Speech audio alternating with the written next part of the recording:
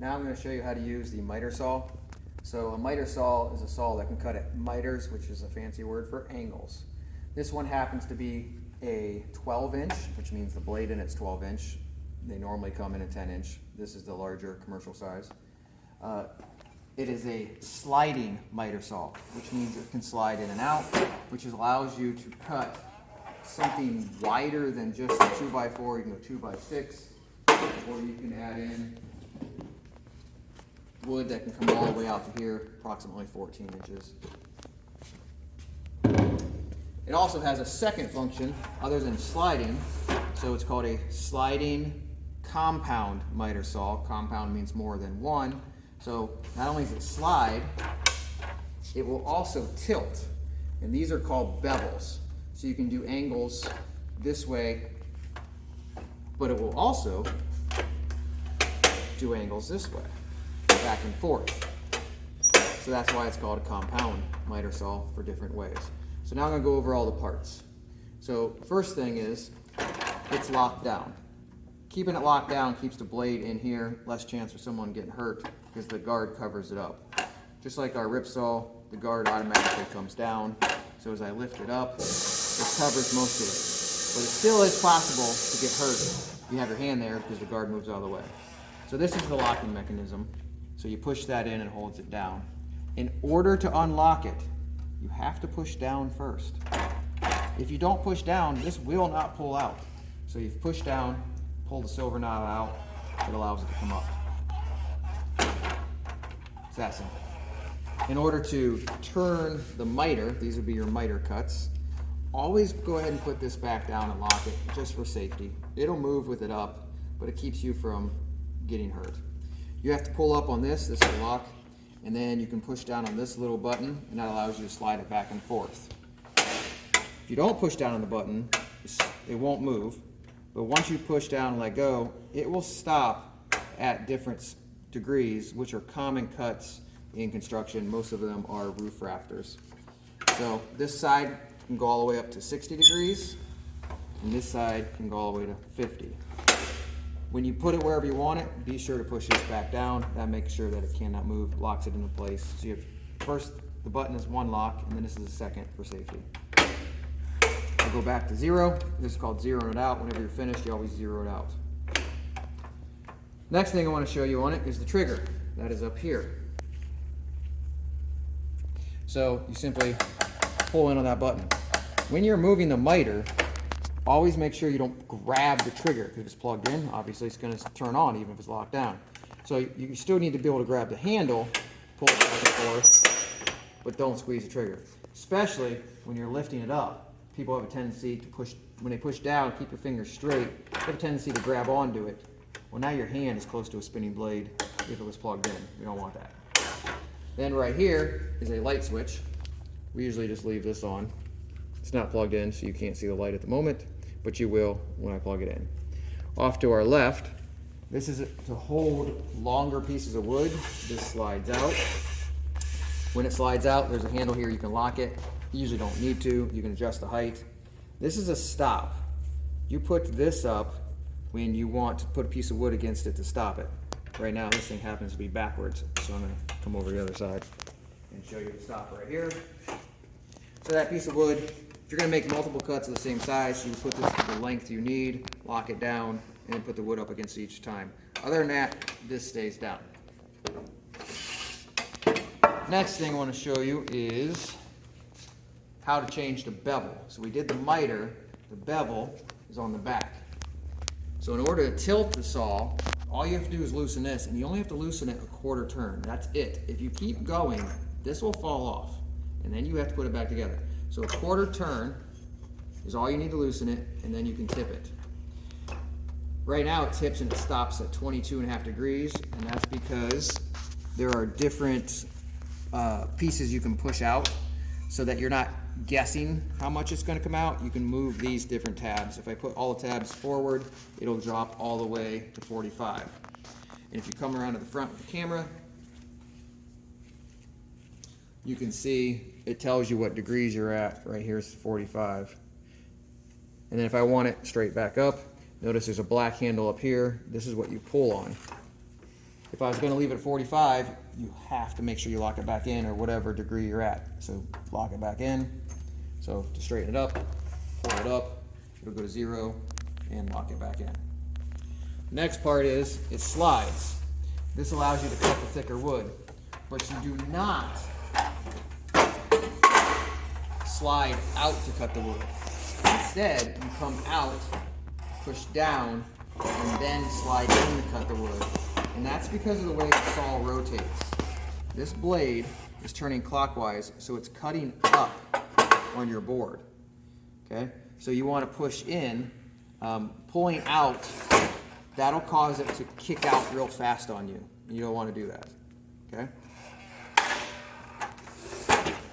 One more part I want to show you is right below the lock is this.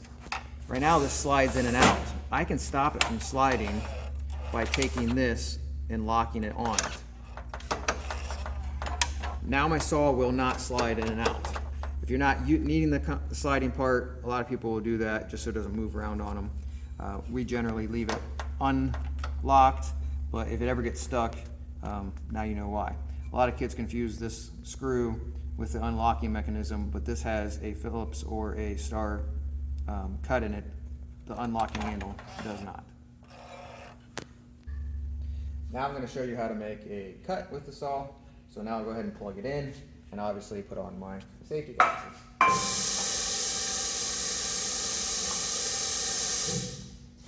So you don't have to turn the light on, but there is a light. It's nice, we always leave the switch on so then we know it's plugged in. That way we know if there's power to it. Even though it's locked down, you can squeeze this trigger and it will come on. So do not walk around the shop and when you walk by this, squeeze the trigger. Because you don't know if there's something underneath there that's going to come flying out. Alright, so the first thing I'm going to do is take my hand, push down, and unlock it. When you squeeze the trigger, this spins. So there is centrifugal force to it. So when I squeeze the trigger, it wants to go up. When I let the trigger off, it wants to go down. You need to keep that in mind because if you have your hand here and you let go of the trigger and you go to grab your piece of wood and that's still spinning, it can come down and cut you.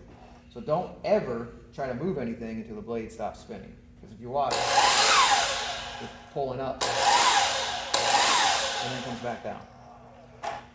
So when you're going to cut a piece of wood, your hands, even marks it on the saw, should never be in here, ever. In the shop, I don't allow you guys to cut anything less than 12 inches. Professionally, I do. You will when you're on your own, but in here, if it's less than 12 inches, I have to make the cut because I don't want you getting hurt because you're just not there yet. So, first thing to remember is the wood has to be held down tight because earlier I told you this blade, as it spins, it's cutting up. So if you're not holding the wood down, it will grab the wood and pull up. The other thing is this has to cut out little chunks. So you don't want to go fast. It can only cut so much, so slower is actually better. Now if you go too slow, the wood will start to burn and then you'll know you're too slow. But when we're cutting, you are leaning into this. You're putting about, 30 to 50 pounds of pressure on this to hold it down to make sure the wood can't move. What's nice about this one is that the light, it's not a laser, but it's a shadow. You can line it up with your line. The blade, when it cuts out about 1/8 of an inch of the wood. That's called your kerf. So if I'm going to keep this board, I need to cut on the left side of the line. If I cut right on the line, that's half the width of the blade. This board will be 1/16 of an inch short. If I cut on the right side of the line, I'll be 1/8 of an inch short. So that's important to know which side of the board you're going to keep. So for this first cut, I don't need it to slide. I don't need to lock it, but I'm not going to pull it out. I'm just going to cut straight down. So I'm going to line it up. Notice my arms are not crossed. You might be right-handed, but if you're on this side of the saw, you're cutting with your left hand. You have to get used to it. When you're on this side, you're going to hold with your left, and you're going to pull down with your right. This blade's a lot easier to see than the rip saw. But don't ever cross your hands. Alright, so I'll line it up, bring the blade down so I can see the shadow. Are you able to see that on the camera? So you see the shadow. I'm going to line it up on the left side of the line. Then I'm going to make sure I'm holding down tight. I'm going to squeeze the trigger while it's way up here so I don't touch the wood, come all the way through, and then release it. I won't do anything till that blade stops.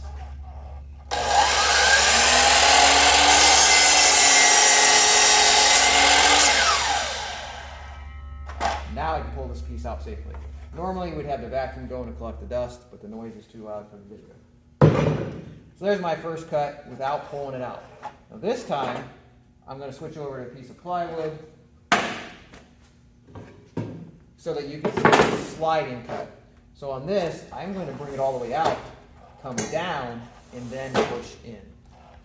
So making sure I'm holding it tight, hands are away from the blade, pushing down on it.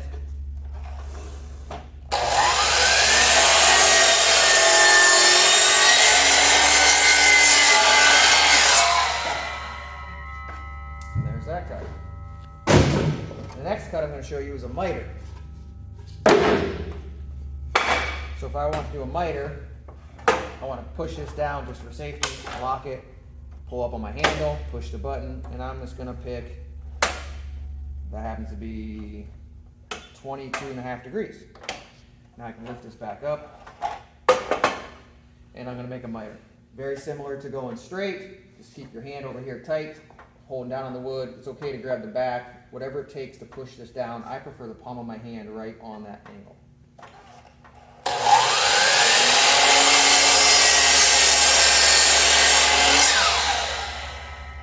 Nice steady speed. Notice I didn't go super fast. Put it back to 0. This time I'm not going to lock it down, just to show you that you can turn it, but during class you will lock it down every time you move it. Now I'm going to do a bevel. So I'm just going to go ahead and loosen this a quarter turn, and right there's 30 degrees. Bevel cuts are cutting through more wood because it's at an angle. So it is harder to push it through the blade. Instead of your hand moving up and down, it's moving kind of weird. That'll feel funny at first. You will get used to it, and it does just take a few extra seconds to cut through the wood.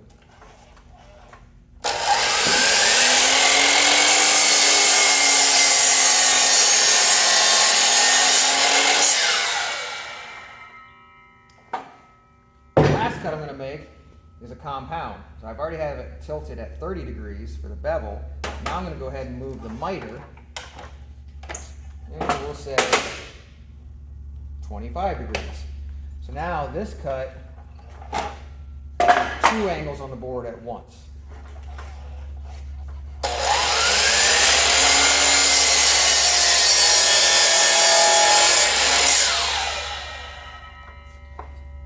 That's not something you do very often. That's finished carpentry, usually for trim or crown molding. So now to put it back, I'm going to lock it down. I'm going to put this back to 0, lock this down, loosen the handle, straighten it up to 0, and then lock the bevel back in place. All right, for this next part, I'm going to talk about the shape of the board. You want your board to be straight, but a lot of them will have a slight curve to it. So when you put this on here, you want it to be a smiley face, never a sad face. Since this board's pretty flat, I grabbed something that's an extreme to show you what I mean. This board is not flat. So when I put this on the saw, you can see I put it smiley face. The reason for that is when I cut through it, the sides will fall down, which will open the gap right here. If you put it sad face, now when this cuts through, the middle will fall down and it will pinch your blade. This is called the crown of the board, and there's different directions for the crown. It can be a warp, a bow, a twist. We'll go over that during construction class. But don't ever cut anything on here sad face. You will pinch the blade. If your blade gets stuck, you have to go get a soft mallet and pull up on this and tap down. If you move the board at all, you will bend the blade. If it ever gets stuck, you're to come to me. I will help you get it out, because then I have to check the blade to make sure it's still straight. If it's not, we'll change it. So I'll flip this back over. But now, this isn't touching. So in this case, this has to be pushed down until it's flat across here in order to make this cut. Then when I make the cut, that side will fall down. Sometimes it's nice to have a helper or put something there to catch it if it doesn't want to hit on the edge of this. I'll go ahead and make that cut. Just so you can see, not every cut is straightforward and simple. I will hold this down, keeping it nice and tight, And I'll go through this board a lot slower.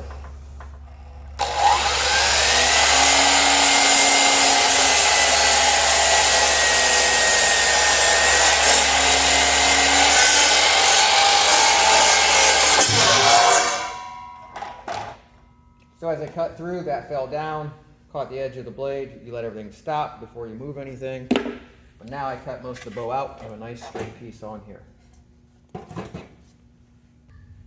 The last thing I want to talk about is be sure your board is pushed all the way up against this. If you have a gap, so if I move this one, and it's not touching right here. So when I start to cut through this, this board is going to want to twist back, which will try to bend your blade. So you've got to make sure that it's all the way in. So now I'm touching here and here. And that's the only safe way to do it. You cannot have a gap on either side of the board. This is an extreme board with a 2x4. It's not difficult. Keep it straight. You just want to make sure you push it all the way up. And if you've already made several cuts, normally the dust is sucked up into the bag. You want to make sure there's nothing in here because that could cause the board to stick out a little bit. So push it all the way against. Keep your hand off to the side. In this case, I don't have to pull out on this one. I can come straight down. But I'll go ahead and just pull out and then cut back.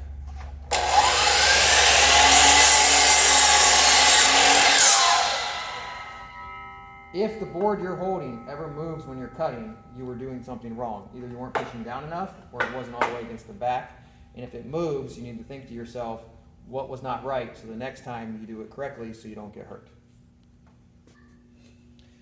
The last thing I'm going to show you in this is how to change the blade, which we have to do periodically. First thing is make sure it's not plugged in. Unlike the Ripsaw, this one you have to move the guard out of the way in order to get to the bolt in the center. So after you unlock it, you just lift up on this, and then there is a screw right here you have to loosen. This one you just have to loosen a little bit, so now that this can wiggle. But this one you have to take most of the way out in order for this piece of metal to slide by it, because as of right now, I can't get the socket to this bolt. So this one will unscrew, and if you only go a little bit, it still won't come up. This has to rotate higher.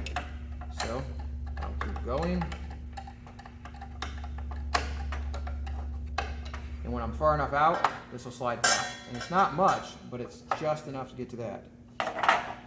This is also a 1/2 inch like the other ones, but this is a reverse thread because this one cuts up. So instead of going clockwise, I have to go counterclockwise.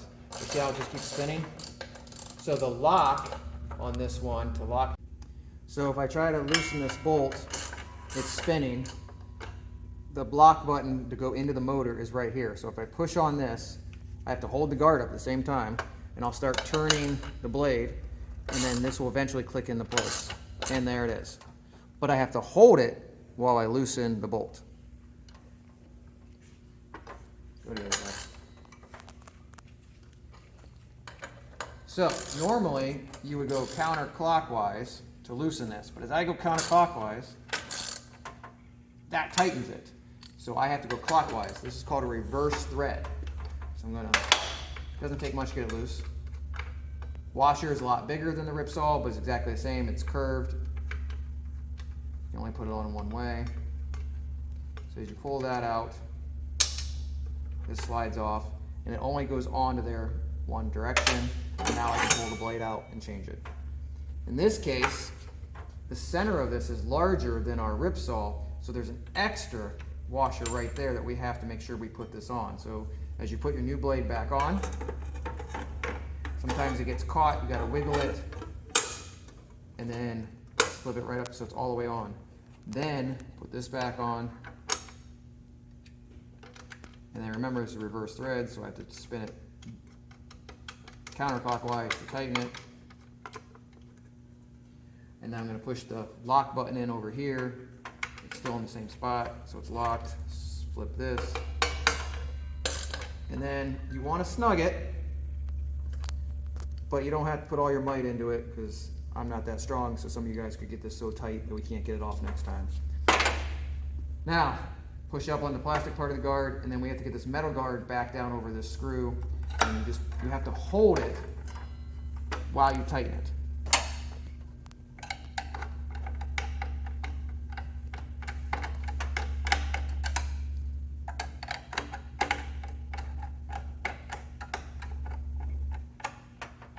Snug that up, let the plastic down, snug up the back corner.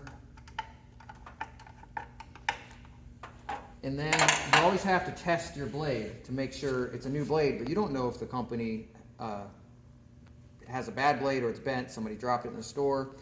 So in our class, I'll be the tester every time. In order to do that, you plug it in, you take a scrap piece of wood, you hold the blade just above it to where you can see the shadow. And then you're going to turn the saw on and make sure the shadow stays straight. If the shadow wobbles, that means the blade is crooked. And you have to be careful because remember I told you when you squeeze the trigger that the saw moves up and down. So trying to hold it close, sometimes you'll touch the wood. So I'll go ahead and I'll run it for about 3 seconds and I'll be staring at the shadow.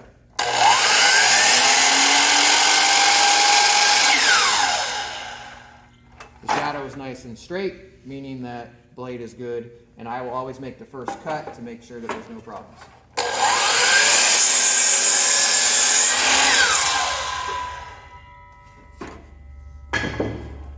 And that is how you change the blade.